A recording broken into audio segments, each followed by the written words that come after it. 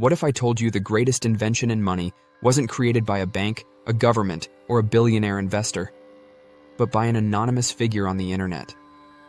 In 2008, as the global economy collapsed under the weight of reckless banks and endless debt, a mysterious name appeared online: Satoshi Nakamoto. What Satoshi released wasn't just technology. It was a rebellion. A way to opt out of the system controlled by the Federal Reserve and Wall Street. This is the story of why Bitcoin is more than digital money. It's the escape plan. To understand Bitcoin, we have to understand what it was built to replace. The Federal Reserve, a private central bank, creates money out of nothing. When governments spend more than they collect in taxes, they borrow. The Fed buys these bonds with money that it invents. This cycle fuels inflation, the hidden tax that steals your wealth. Since the Fed's creation in 1913, the dollar has lost 95% of its value. What cost a dime then costs dollars today. And when things go wrong, banks get bailed out. Ordinary people get wiped out. On January 3rd, 2009, the very first Bitcoin block was mined.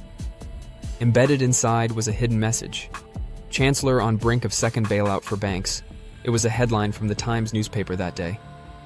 Satoshi's point was clear: this system of printing money to bail out the rich is broken. Bitcoin was created as money that no government can manipulate, no bank could inflate, and no central authority can control. So how is Bitcoin different from the dollar? First, scarcity. Only 21 million Bitcoin will ever exist. No one can print more. Second, decentralization. Instead of a central bank, a global network of computers verifies every transaction. Third, transparency. Every transaction is on the blockchain, visible to anyone. And every 4 years, Bitcoin becomes more scarce through a process called the halving, cutting the reward that miners earn, reducing new supply. Think of the dollar as ice melting away, and Bitcoin as a mountain that never shrinks. This isn't theory. Around the world, Bitcoin is already saving people from broken currencies. In Zimbabwe, hyperinflation hit 79 billion%. Trillion-dollar notes became worthless. People turned to dollars, and some to Bitcoin. In Argentina, inflation is above 100%. Salaries evaporate before families can buy groceries.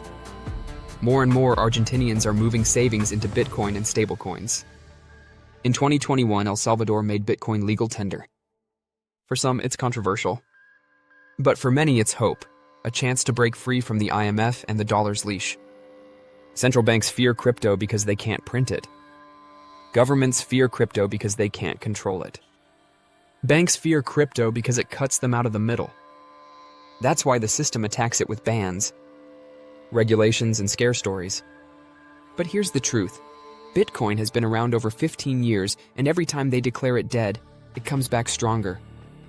The Federal Reserve thrives on inflation. Bitcoin thrives on scarcity. The dollar loses value every year. Bitcoin becomes more scarce every 4. The Fed says trust us.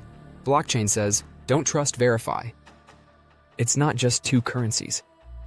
It's two visions of the future, control versus freedom. Bitcoin and cryptocurrencies are not about getting rich quick. It's about escaping a system designed to keep you poor. For the first time in history, ordinary people have the power to hold money that no one else can devalue. The Fed was created in secret. The dollar is dying. Bitcoin and cryptocurrencies are the escape plan. This is Money Unmasked. Subscribe now as we reveal the truth about money, corruption, AI side hustles, and crypto as the ultimate escape.